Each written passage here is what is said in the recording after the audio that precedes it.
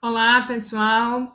Essa é a segunda parte da nossa videoaula sobre a formação dos Estados Unidos e o seu desenvolvimento durante o século XIX, né? Esse conteúdo é um conteúdo que a gente, em geral, trabalha no oitavo ano, mas ele também é muito importante para os alunos do nono, para que eles compreendam o papel, o desenvolvimento econômico e o papel exercido pelos Estados Unidos no início do século XX e por que que ele é tão determinante nos grandes conflitos que vão se seguir aí no início do século XX, né? Na Primeira e a Segunda Guerra Mundial, tá bem? Então eu compartilho com vocês aí a minha tela. Nessa aula, a gente fala um pouquinho, a gente retoma, né, o momento da independência dos Estados Unidos. No momento dessa independência, essas antigas 13 colônias vão formar, né, 13 estados que vão adotar um pacto federativo, ou seja, elas se unem em torno de um poder central, mas sem perder a autonomia de cada um desses estados, tá bem? É importante a gente pensar que quando os Estados Unidos, né, se tornam os Estados Unidos, eles são, na verdade, 13 estados praticamente sem nenhum tipo de identificação, sem uma identidade nacional constituída, né? Esses estados, eles têm características diferentes, a gente vai dividi-los em dois grupos, né? Mais que têm características mais próximas, tanto características sociais como características econômicas. Aí na nossa imagem a gente tem uma representação de Nova York, né? Então veja, já é uma cidade, já é um território grande, né? Já é um território essencialmente urbano, né? Que caracteriza um pouco os estados do norte. Os estados do norte dos Estados Unidos, logo após a independência, né, eles tinham características semelhantes, onde predominava a pequena propriedade, a mão de obra livre e assalariada, o trabalho familiar. E por conta disso, né, por conta dessa mão de obra livre, dessa pequena propriedade, favorecia também o desenvolvimento comercial e o desenvolvimento das manufaturas.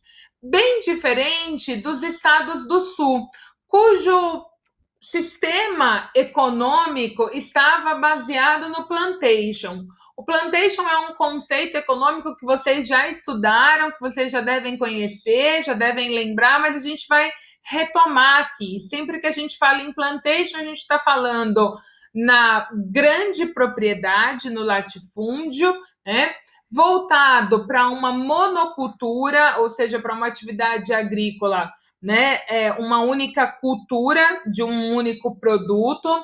Esse produto é cultivado com larga mão de obra escrava e, em geral, essa produção é voltada para o mercado externo, tá? Então, quando a gente tem esses quatro fatores, a gente está falando de um plantation, que é a principal característica econômica dos estados do sul dos Estados Unidos nesse momento.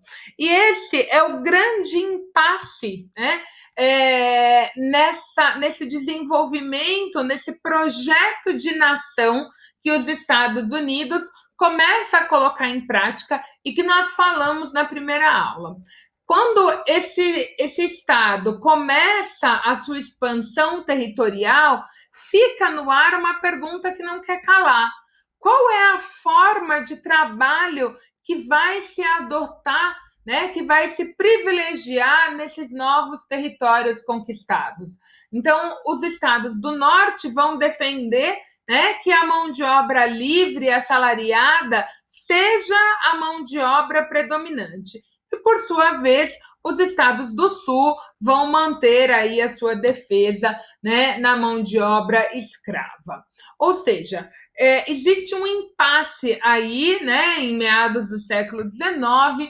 Esse impasse vai ser levado mais ao estopim em 1860, quando a gente tem a eleição do Abraham Lincoln, né, para presidente.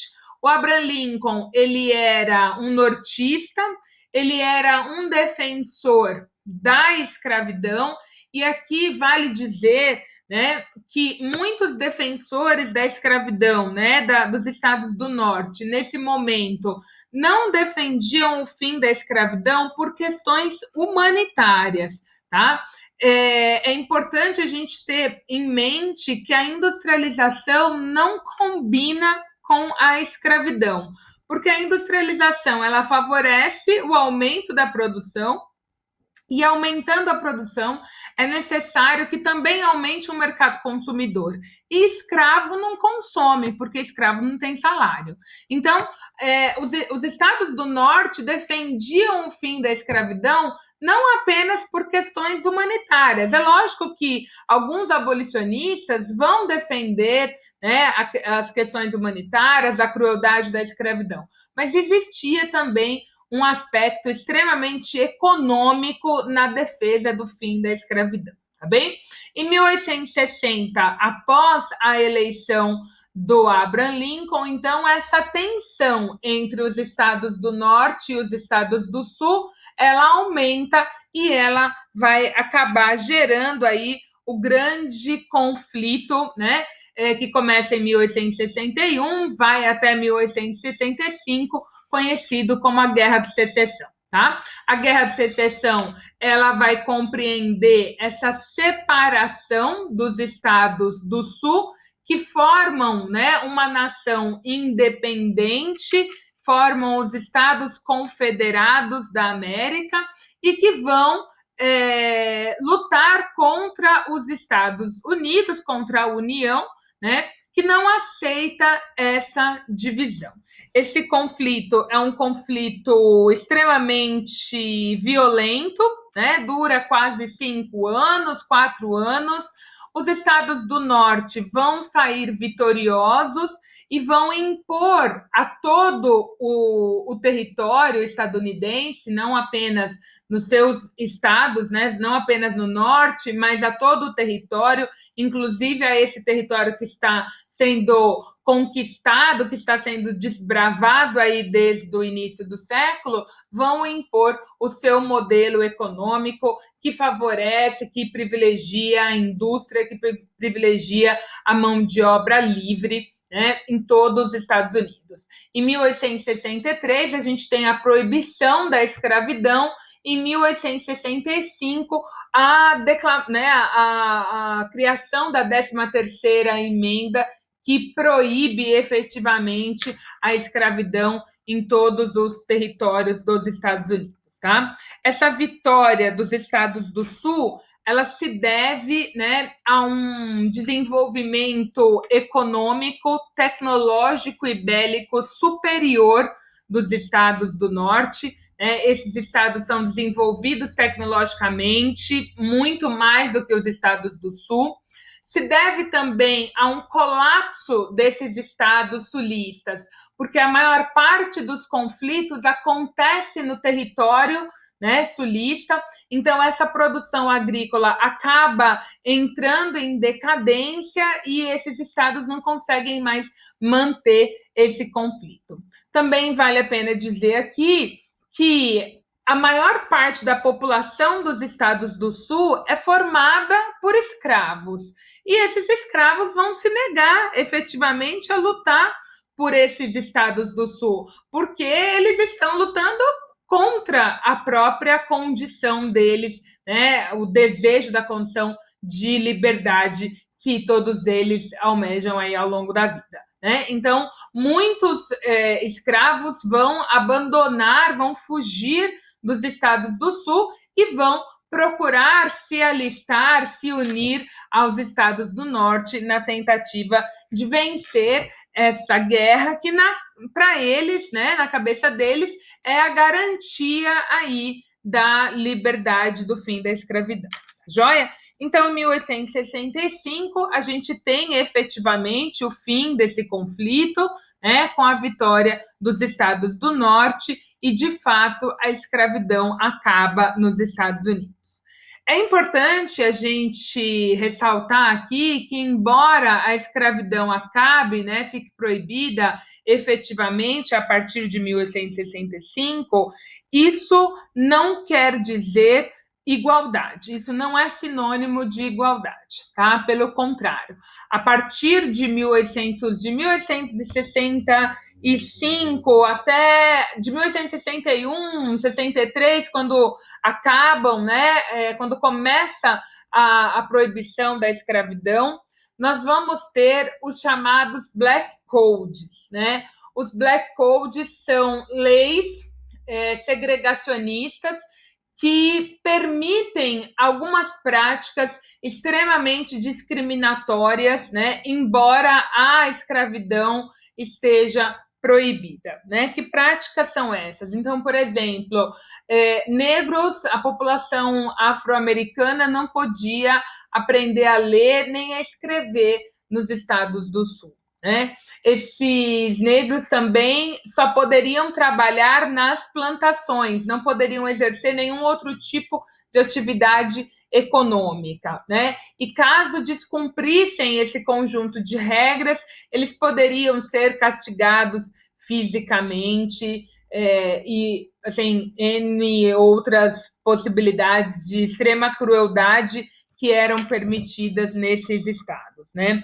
A partir de 1870, esses Black Codes serão substituídos pelas leis Jim Crow, né? As leis Jim Crow, elas perduram até 1960, e essa aula surge hoje, né? Porque hoje, dia 4 de abril, a gente faz memória aos 52 anos da morte do Martin Luther King, que foi um grande líder, né, dessa população afro-americana, que lutou pelo fim dessas leis Jim Crow. As leis Jim Crow eram leis segregacionistas que permitiam, né, a divisão dos espaços entre brancos e negros, né? Então eram leis que legitimavam o racismo, legitimavam a discriminação racial.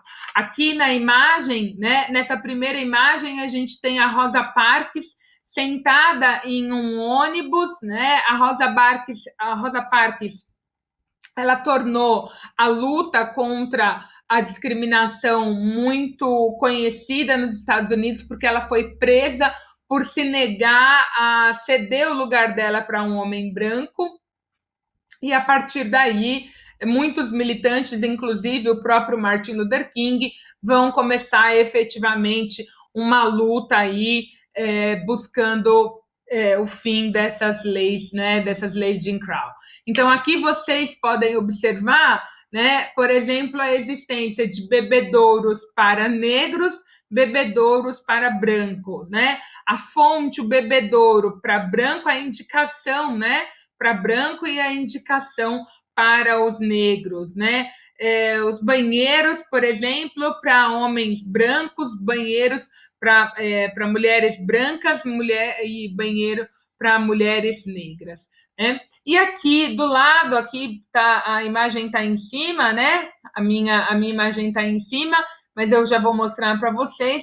A gente tem também uma foto de uma das organizações mais conhecidas, né, desse período da segregação racial, que é a Ku Klux Klan, né, formada aí nos estados do Sul, que foram os estados onde essas leis de segregação foram mais fortes, porque eram os estados efetivamente que não se conformavam com a abolição, né, e que defendiam que nós, brancos e negros, poderíamos até ser considerados iguais, mas que não precisávamos viver juntos, né? Que poderíamos iguais, porém separados, né? A Ku Klux Klan, ela vai ser uma organização ilegal que vai ser criada, né, nesse período, que vai perseguir negros, que vai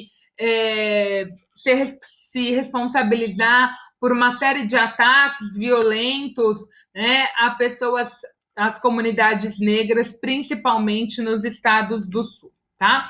Essas leis segregacionistas, elas levam muito tempo, quase um século, né, para se tornarem ilegais e que os negros alcancem efetivamente os seus direitos civis, que é uma conquista que eles só vão alcançar a vitória a partir lá de 1960, tá? Então, já no século XX, ok? Nós temos ainda, né, no processo de reconstrução, aí no pós-guerra de secessão, a gente tem o processo de reconstrução econômica dos Estados Unidos. Então, os estados do norte vencem a guerra e impõem para todo o território estadunidense o seu projeto econômico baseado na indústria, que vai ter um profundo investimento do governo, mas vai ter também um investimento da iniciativa privada, tá? Esse investimento vai ser concentrado principalmente na infraestrutura, então no desenvolvimento das ferrovias e de grandes indústrias de base, como a indústria siderúrgica, o investimento no petróleo, tá? Além de um investimento muito grande no desenvolvimento científico, tecnológico e bélico, tá? Não vai ser à toa que os Estados Unidos, no início do século XX, vão ter uma participação tão efetiva na Primeira e na Segunda Guerra Mundial. Tá?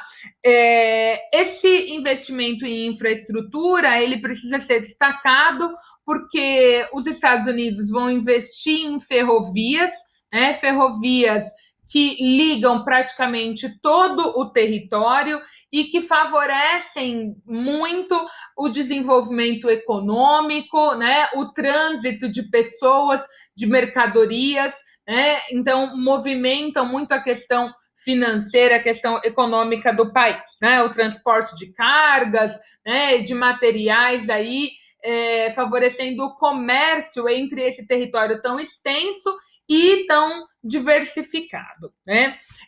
Nós temos o desenvolvimento das duas grandes filosofias, vamos dizer assim, de trabalho, os dois métodos, né, de trabalho, o Fordismo e o Taylorismo, né? Então, aqui na primeira imagem, a gente tem uma ilustração do que seria o Fordismo, né? Então, a famosa linha de montagem, a indústria, ela vai ser o grande mote, né, do desenvolvimento aí econômico dos Estados Unidos.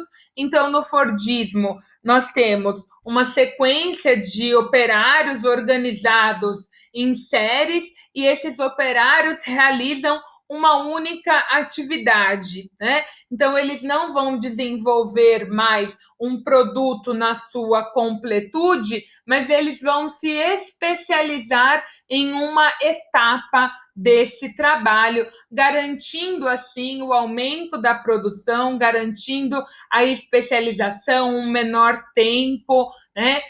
E o aumento da produção para, na sequência, o aumento do lucro. Né? Em seguida, a gente tem o Taylorismo, né? Que vai propor, o engenheiro, né, o Taylor, vai propor aí uma nova organização desses espaços da fábrica, né, uma organização que permita, né, um planejamento, o operário mais equipado, né, padronizando as tarefas que esse operário realiza e principalmente estabelecendo um controle sobre a produção e sobre o tempo de trabalho desse operário, né? Então, essa reconstrução econômica que marca o pós-guerra de secessão, e é por isso que a gente destaca como a guerra de secessão é importante nos Estados Unidos, porque é ela que permite efetivamente a imposição de um de um projeto de nação, né, para todo o território. Então, ela impõe esse projeto e, após a guerra, ela vai incentivar esse desenvolvimento econômico, que vai ser maior, sim, nos estados do norte, que já estão mais desenvolvidos, que já estão mais organizados, mas mesmo nos estados do sul, ela vai impor a mecanização na agricultura e vai permitir o desenvolvimento econômico dos Estados Unidos, né? Inclusive o desenvolvimento de práticas imperialistas que serão aplicadas aí em todos os outros territórios da América. Mas isso é assunto para uma próxima videoaula que logo vai aparecer aí no nosso canal.